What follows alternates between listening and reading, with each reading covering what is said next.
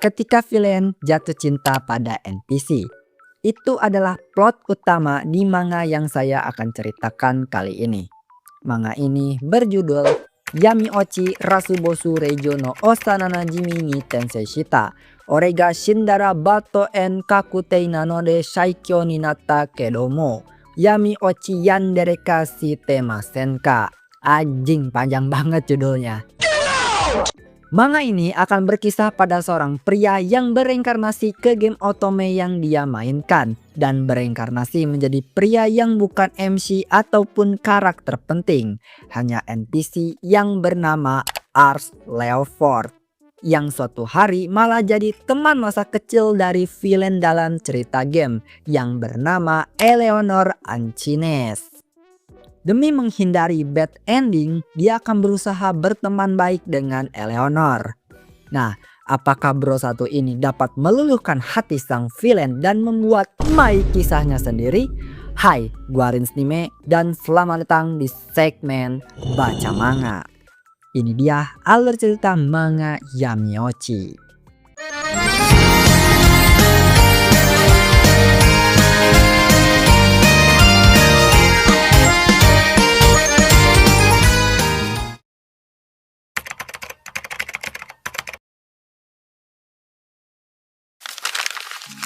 Cerita dibuka dengan MC kita yang bereinkarnasi ke sebuah dunia game otome yang dia mainkan. Game ini terkenal memiliki banyak karakter dan rute ending yang sangat banyak. Dan MC kita bereinkarnasi ke seorang NPC yang bernama Ars Leofort. Bukan MC maupun punya peran penting. Ia hanyalah NPC biasa. Cerita akan berlatar di kerajaan Celestia. Ars membayangkan kalau ia jadi pemeran utama, mungkin ia akan menjalani hidup penuh kejutan dan bisa menggunakan sihir-sihir hebat. Tapi ia saat ini lebih memilih menikmati hidup dia sebagai Ars. Saat ini Ars sedang berduel pedang di desanya. Ia memenangkan dengan mudah. Ars terkenal bisa mengalahkan semua orang di desanya dan dikagumi banyak orang, terlebih bocil-bocil.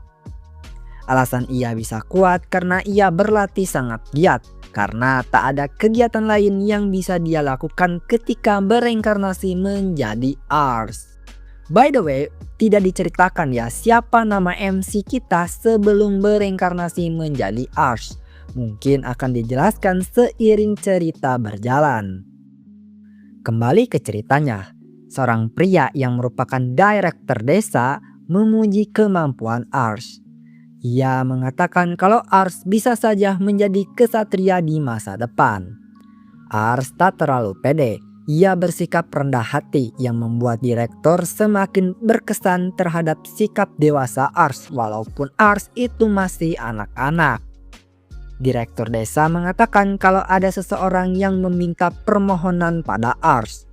Ars dan juga direktur desa pergi bersama ke rumah seorang bangsawan Kon yang bernama Adalbert Achines. Ars sedikit familiar dengan nama keluarga Achines. Adalbert mengatakan permohonan dia adalah ingin Ars menjadi teman dari putrinya. Seketika membuat Ars cukup terkejut. Adalbert menambahkan kalau putrinya ini itu punya sikap yang cukup merepotkan. Adalbert memanggil putrinya, seketika membuat Ars terkejut karena dia dimintai berteman dengan Eleanor Anchines. Yang dia diketahui kalau Eleanor di cerita game otome yang dia mainkan adalah villainess yang suka mengganggu karakter utama dalam cerita aslinya. Terlebih Eleanor adalah last boss dalam cerita, akar dari segala kejahatan. Eleanor dan Ars mengobrol berduaan. Suasana terasa canggung. Ars cukup keberatan kalau ia harus jadi teman Eleanor. Walau terlihat dingin dan lain-lain, Ars mengakui kalau Eleanor itu memiliki rupa yang sangat cantik. Eleanor membuka pembicaraan. Ia sudah bisa menebak kalau Ars sebenarnya enggak mau berteman dengan dirinya. Ia lalu menceritakan kalau orang-orang berpandangan kalau dirinya itu anak terkutuk dan begitu dibenci. Eleanor sembari menyentuh bunga yang seketika bunga yang disentuhnya itu layu. Ia dengan tatapan mengerikan pada Ars mengatakan kalau ia adalah anak terkutuk dan siapapun yang mendekatinya bisa saja nyawa mereka melayang. Ars merenung sebentar. Ia terkejut dengan fakta yang ternyata Eleanor menanggung kepahitan sendirian padahal umur mereka masih anak-anak. Ars memikirkan mungkin saja alasan ia bereinkarnasi ke sini itu untuk merubah skenario di mana jalan cerita menjadi benar dengan tak ada seseorang yang di ending tersakiti, termasuk Eleanor. Dengan penuh tekad ia membantah ia takut sama Eleanor dan malah memuji Eleanor yang memiliki wajah yang sangat cantik.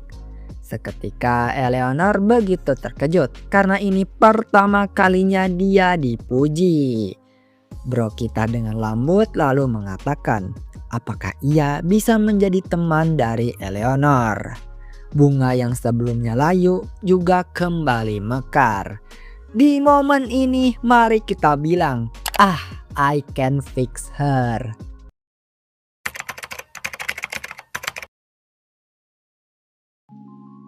Kita kemudian diperlihatkan kilasan masa lalu dari Eleanor. Mulai dari semua orang yang menjauhi dan membencinya termasuk ibunya sendiri. Anak sekecil itu dibenci karena dianggap kutukan berjalan. Eleanor terbangun, ternyata itu semua hanya mimpi. Walau jelas itu adalah potongan masa lalu dari Eleanor. Sudah ada Ars di sampingnya. Ia menjelaskan kalau Eleanor sangat kelelahan. Jadinya Ars membawa Eleanor ke kamarnya. Eleanor sadar kalau ucapan Ars yang ingin jadi temannya bukanlah hayalan. Ia tak dapat menahan tangisannya.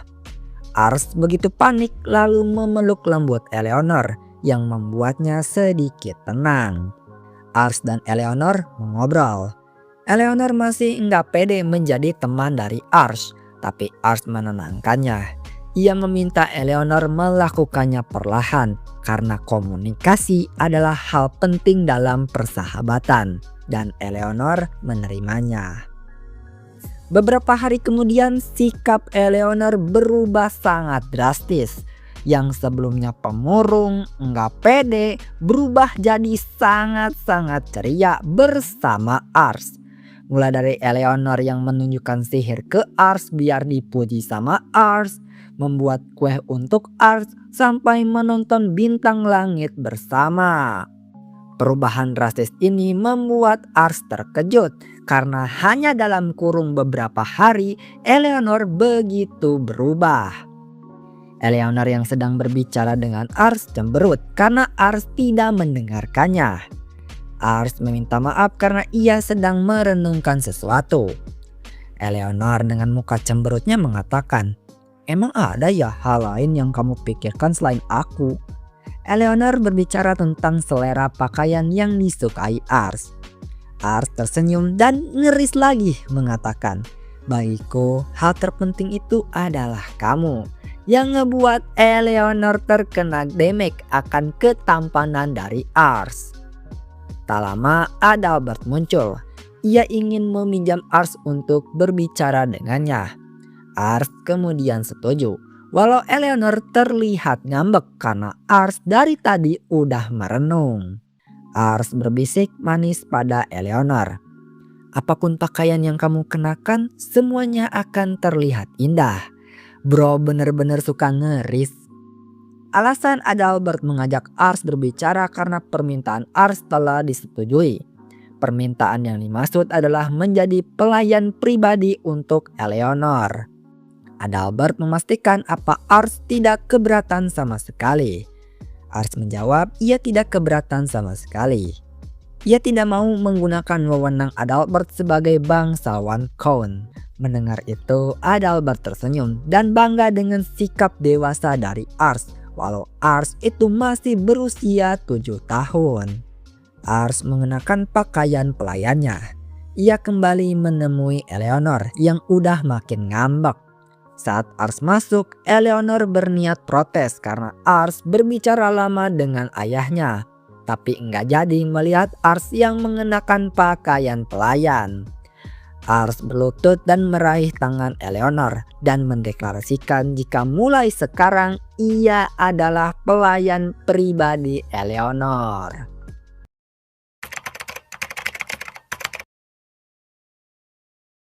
3 tahun telah berlalu. Kini pesta ulang tahun Eleanor sedang dipersiapkan. Di dunia ini setiap umur kelipatan 10 akan dirayakan ulang tahun.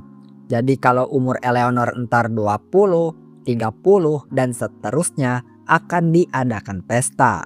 Jadi enggak setiap tahun merayakan pesta ulang tahun kayak di real life. Dan orang yang bertanggung jawab mengatur pesta ulang tahun Eleanor tidak lain adalah Ars. Selain harus mempersiapkan pesta ulang tahun Eleanor, Ars juga melatih dirinya pribadi. Saat tengah berlatih, ia tak sadar ada Eleanor yang sudah menontonnya sejak awal. Ars meminta Eleanor untuk tidak berada di luar karena cuaca saat ini sedang turun salju. Takutnya Eleanor entar kedinginan. Tapi Eleanor tidak keberatan. Ia mengatakan kalau Ars akan menghangatkan tubuh dia kan. Ars kebingungan. Eleanor lalu menggerutu karena akhir-akhir ini Ars sangat sibuk dan tak mengobrol dengan dirinya. Eleanor menegaskan kalau Ars itu adalah miliknya. Ia mau Ars selalu ada di sisinya. Ars kemudian tersenyum. Ia berlutut dan mencium tangan Eleanor dan mengatakan kalau dia itu ingin mempersiapkan perayaan terbaik untuk Eleanor. Seketika membuat Eleanor malu. Eleanor kemudian bertanya, apa Ars tidak kesepian? Ars lalu menjawab, ia tidak kesepian karena ada banyak orang di sisinya. Seketika membuat Eleanor cemberut dan juga ngambek karena bukan itu jawaban yang diinginkan Eleanor. Keesokan harinya pesta dimulai. Ayah Eleanor menyambut kedatangan para tamu.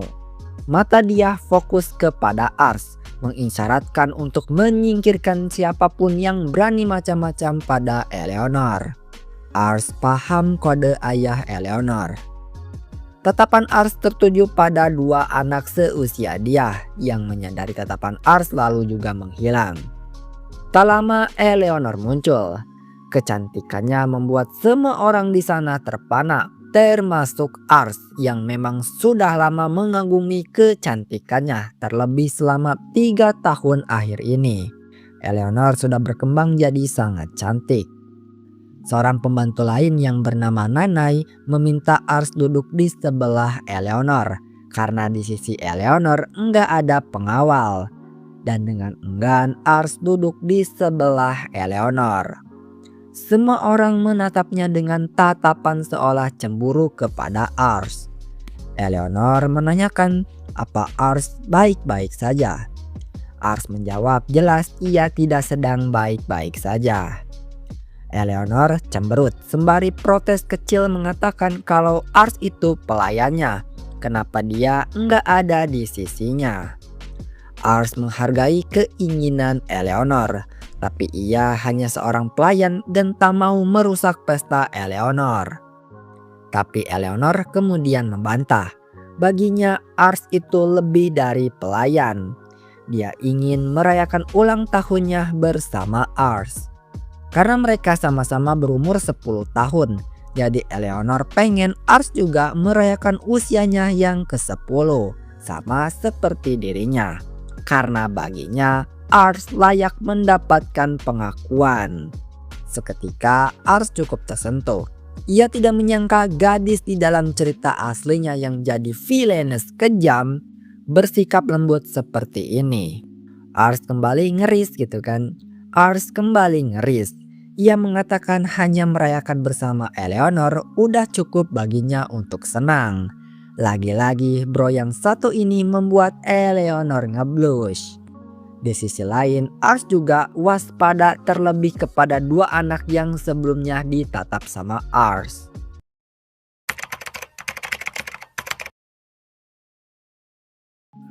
Ars dan juga Eleanor duduk begitu dekat, sampai-sampai menarik perhatian banyak orang. Tak lama mereka dihampiri oleh anak yang sebelumnya menatap Ars.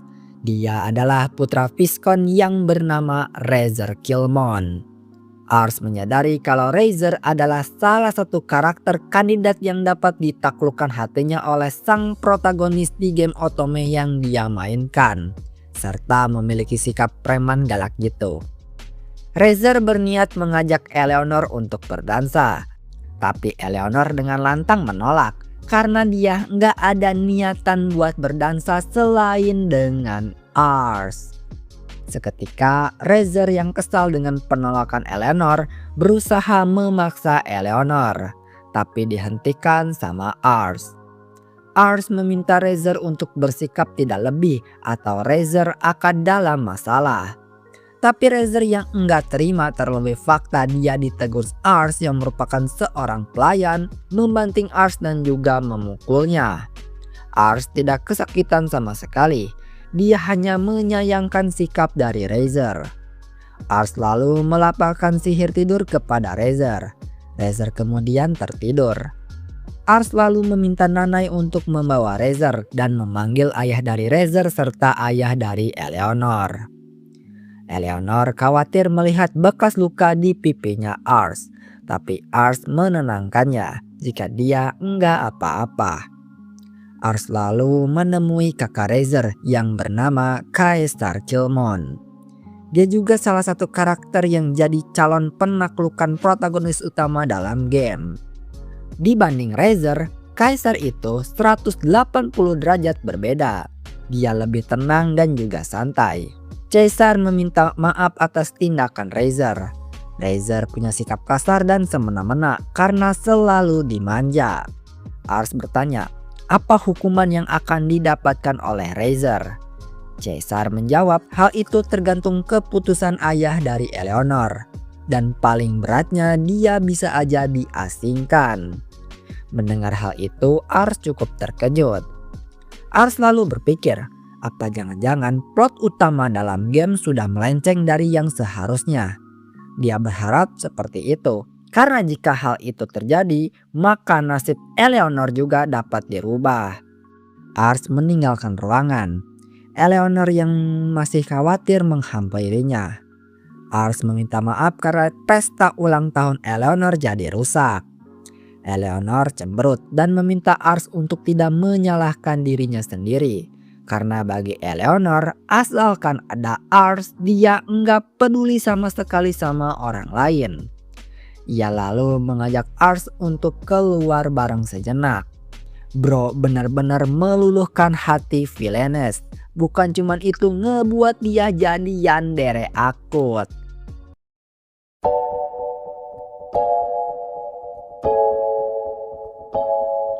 Oke cu, itu dia alur ceritanya. Sesuai tab community kemarin, dari 3 series manga yang gue minta kalian buat vote dan angka tertingginya ada di manga Yami Ochi. Untuk 2 series lainnya tenang kok, gue juga bakal bahas setelah alur cerita manga Yami Ochi mentok sampai chapter terbaru. Sekian video kita kali ini. Kalau punya pertanyaan, pendapat, saran, kritik, atau requestan, kalian bisa tulis di kolom komentar.